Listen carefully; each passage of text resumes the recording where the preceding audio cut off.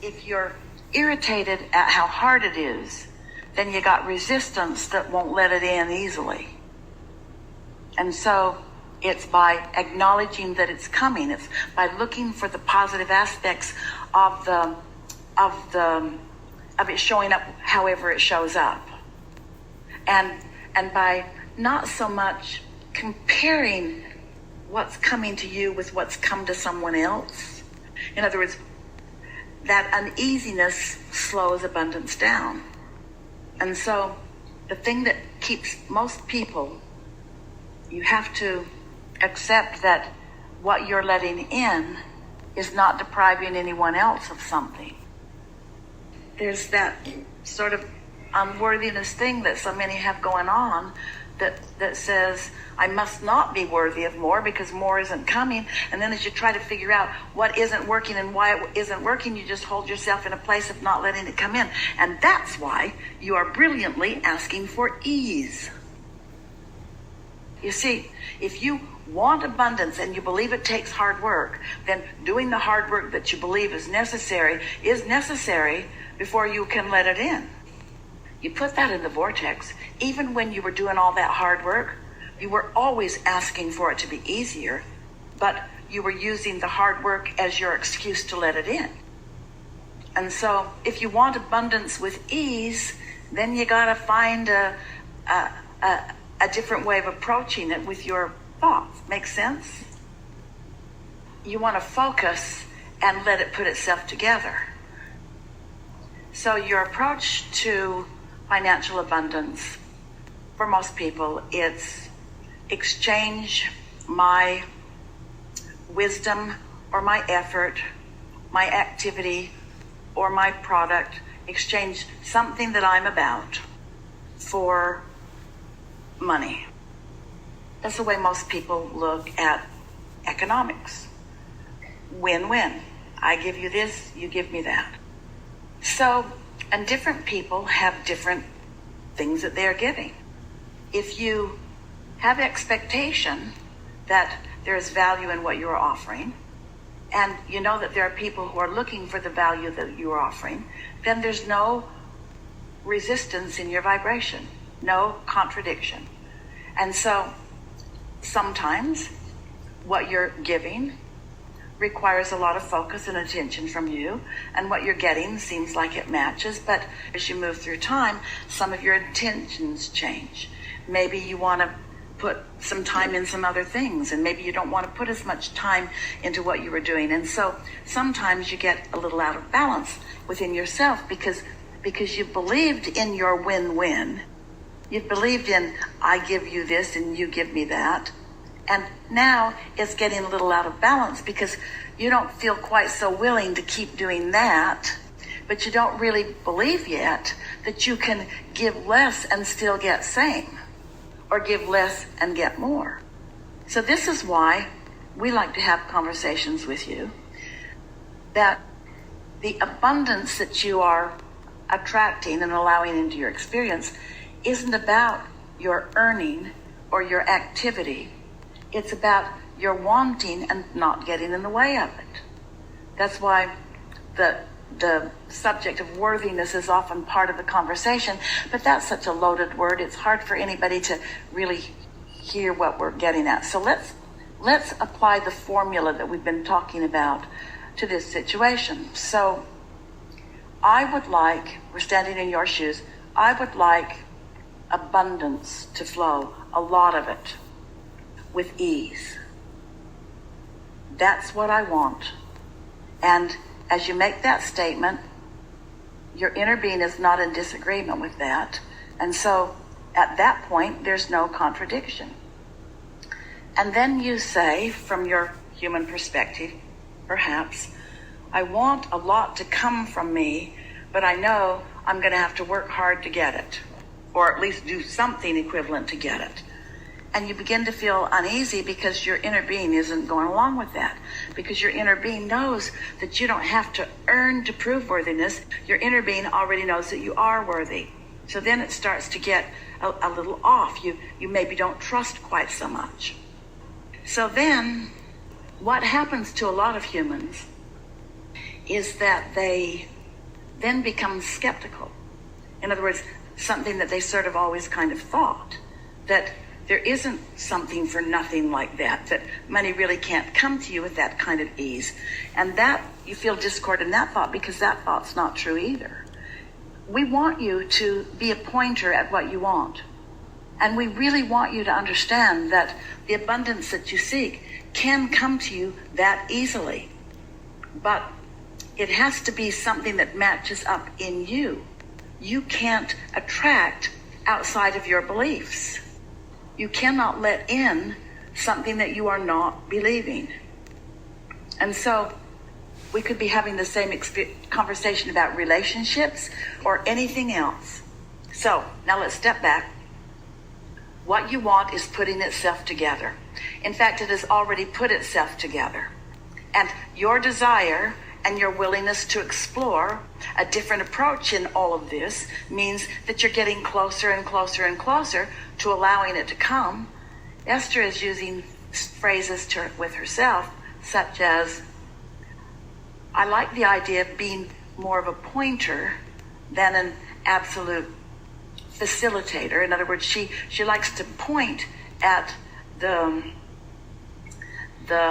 cleaning of the pond, and she likes to attract those that's a vibrational match to what they want to do. Esther really doesn't want to clean out her own pond, but she believes that there are those that are a vibrational match to it.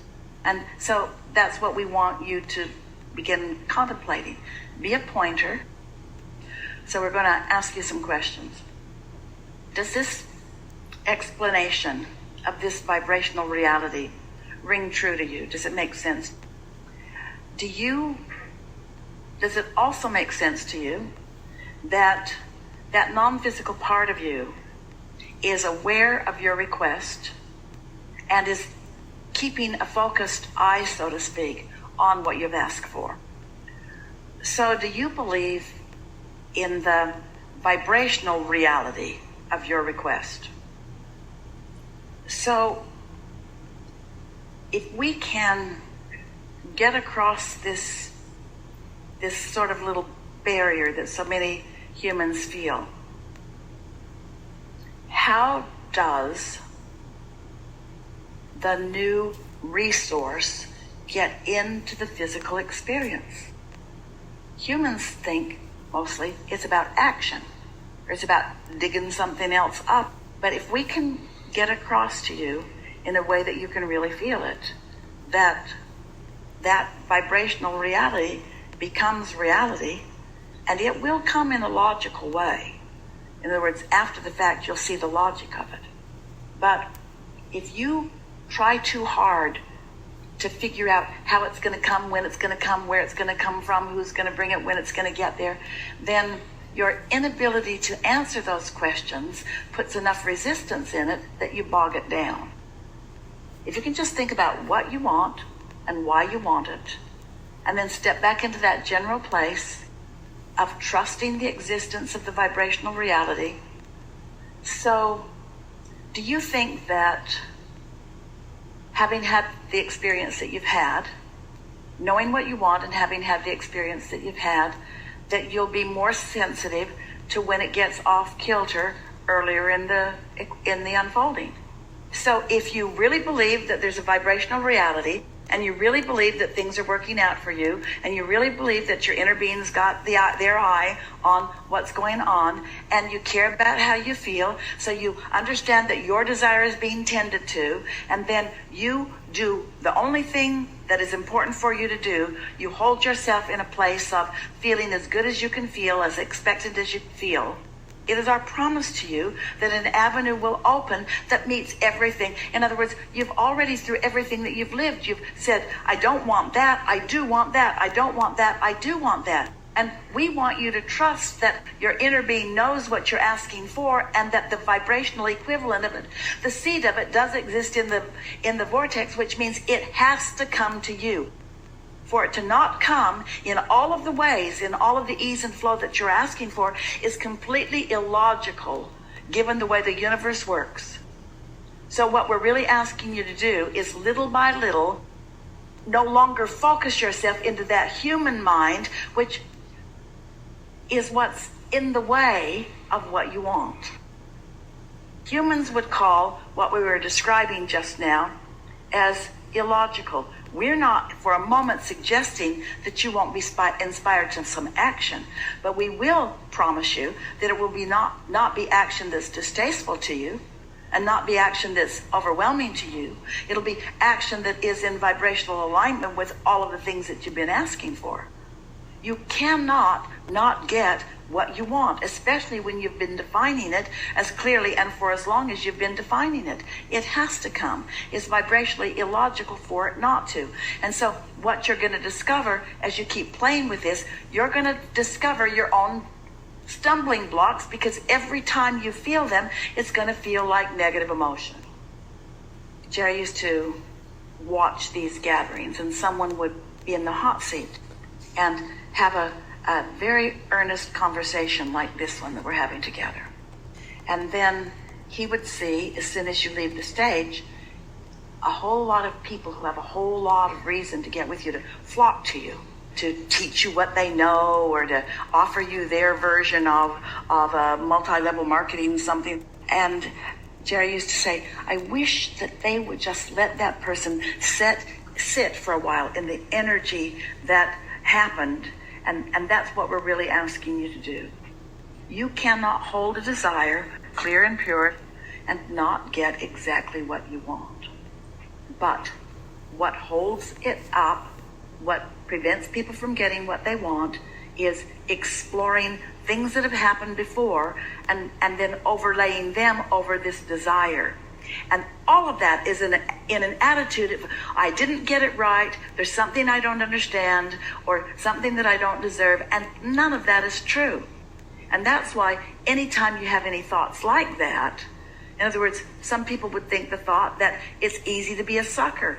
It's easy to want to believe something so much that you let yourself be taken advantage. The universe is not conspiring against you. The universe is conspiring for you. And cooperative components are gathered. You just have to be able to sniff out what the cooperative components to your desire are, you see. Creation is so fun. Your point of attraction is one of evidence of things working out for you. And so as you just keep holding that absolute knowing, everything that you want will dovetail with that. Nothing else is logical.